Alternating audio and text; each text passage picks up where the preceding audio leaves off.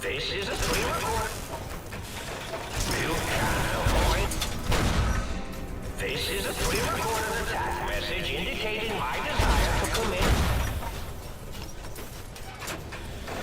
X-42, attack in the name of Mobius. Crush them with your pincers. Let's make this sporting.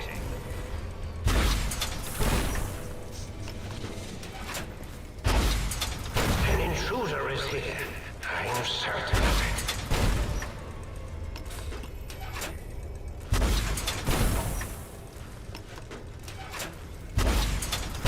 Looking for a weak spot? There are no weak spots! An intruder is here. I'm certain. You can't. Fighting over.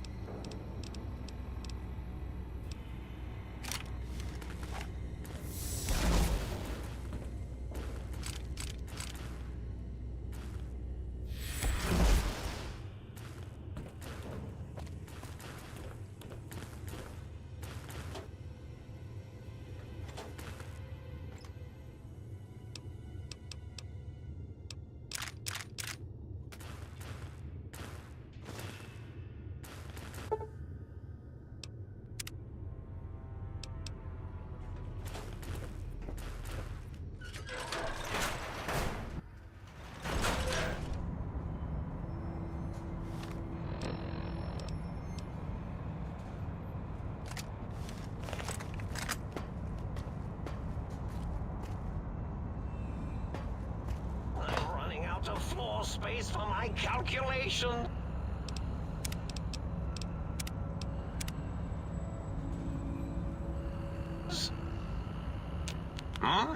Yo, hello there. You seem familiar somehow. I'm guessing, a little hard to see you. Can you walk? Depth perception is a problem with it. Should look at getting the visual nerves free. Would I have all sorts of amazing... Really? That implies preconceived notions, theory. After all, it... And does it even want to go back with you? No.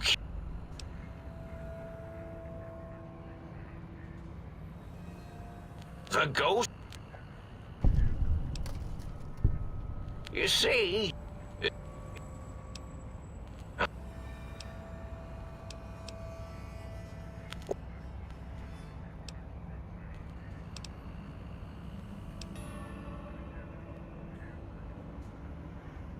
Did I? Maybe. Doctor, this.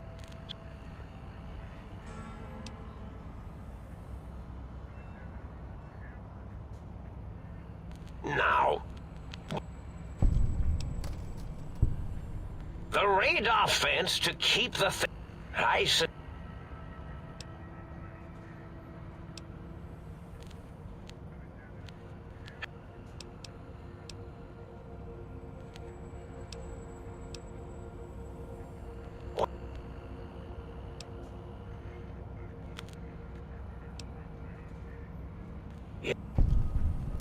But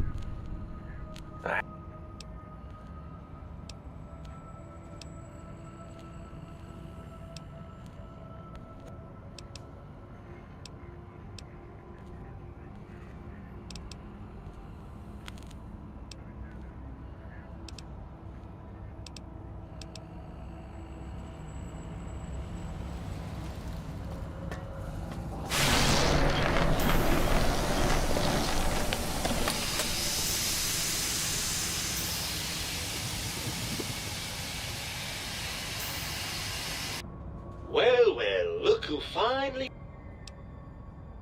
Ah!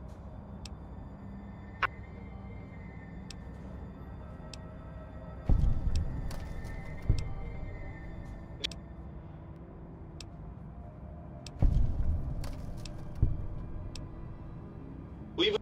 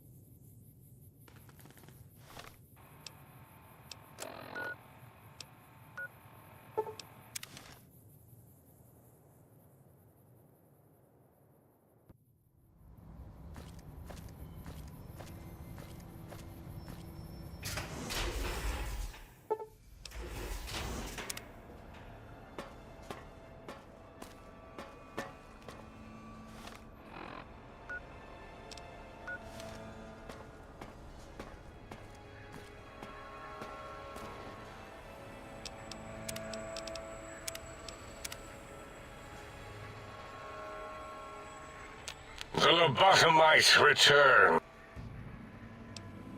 I recommend one now.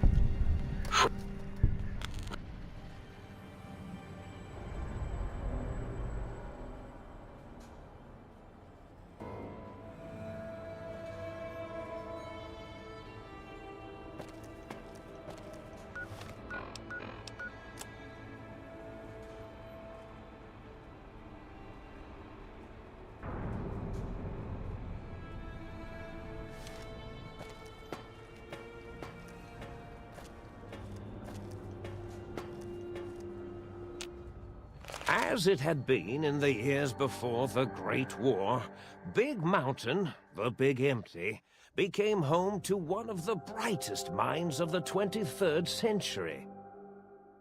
The courier watched over the Big Empty for years to come, caring for it and keeping its discoveries safe until they were needed to help others. Which had always been Big Mountain's purpose. Past the laboratories and science, it had always been intended as a place to build the future of all mankind. The Sync Central Intelligence Unit was impressed by the amount of exploration the courier had undertaken. Facilities believed lost, destroyed, or ones that had simply gotten up and walked to new locations had been rediscovered by its intrepid new master. Internally, the artificial personality debated as to whether it preferred the old management to the new, and concluded that the courier's thorough approach to research and investigation was admirable and worthy of its respect. Dr. Mobius continued his research undisturbed in the Forbidden Zone. As much as he had attempted to create better scorpions, he tried the same with humanity, with considerably less success. These failures didn't bother him over much. Once the rush of mentats wore off, he forgot he had failed in any event. After all, the bright young mind who had come to visit him in the Forbidden Zone had already exceeded his expectations. The Sync was strangely silent, which it had never been in previous years. The lack of personality modules made the base lifeless and sterile. As the courier ran through the X8 facility multiple times, the computers analyzed the test subject's movements. Rather than performing a superficial observation, they realized the subject barely knew what communism was, or even what a high school was. This confused them for a time, until the facility finally realized that its research had succeeded. So it let its cyber dogs out into the wastes to help protect small communities from physical aggression rather than communist propaganda. The infiltration program in X-13 continued to scan for the subject and the stealth suit prototype long after the test was over. Frustrated and unable to find its lost technology, X-13 expanded its network of laser tripwires, sensors, and robo-brains out across Big Mountain. This glittering blue light beam forest cleanly bisected anything that entered its depths, slicing them into small segmented parts for easy disposal. The courier, organs intact, continued onwards, a little less heavy of step, but with all the organs in the right places, as they should be. After all, brains can develop a life of their own when left to their own thoughts, and the courier's brain was more clever than most. Dr. Klein and the think tank remained alive, unaware of the world outside. They looped through their daily routine, none the wiser about the world beyond, although perhaps wiser was the wrong word. The world outside belonged to the courier, and if anyone would shape it, well, the courier had already called dibs. There is an expression in the wasteland, old world blues. It refers to those so obsessed with the past they can't see the present, much less the future. for what it is. They stare into the what was, eyes like pilot lights, guttering and spent, as the realities of their world continue on around them. Science is a long, steady progression into the future. What may seem a sudden event often isn't felt for years, even centuries to come. In the times following the Second Battle of Hoover Dam, however, Old World blues took on a new meaning. Where once it was viewed as a form of sadness, nostalgia, it became an expression describing the potential for the future. It can be easy to see science as evil, technology unchecked as the source of all ills, all misfortunes. With the courier at the helm, science became a beacon for the future. There was old world blues and new world hope. And hope ruled the day at Big Mountain. We could say more, but the stories in the Big Empty speak for themselves.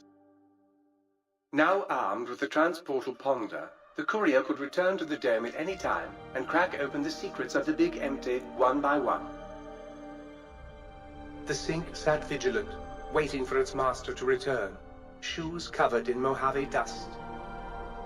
Only one road yet remained, and it was one the courier had to walk alone.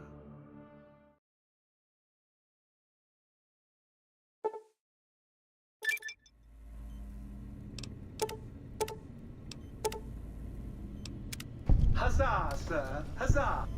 Might I be safe?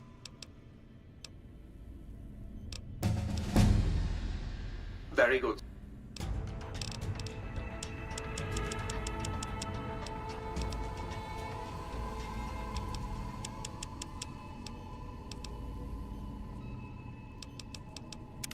Huzzah, sir! Perhaps sir would care to...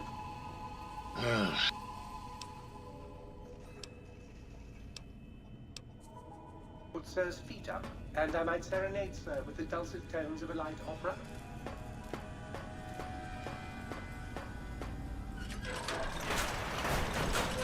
You're my best friend forever.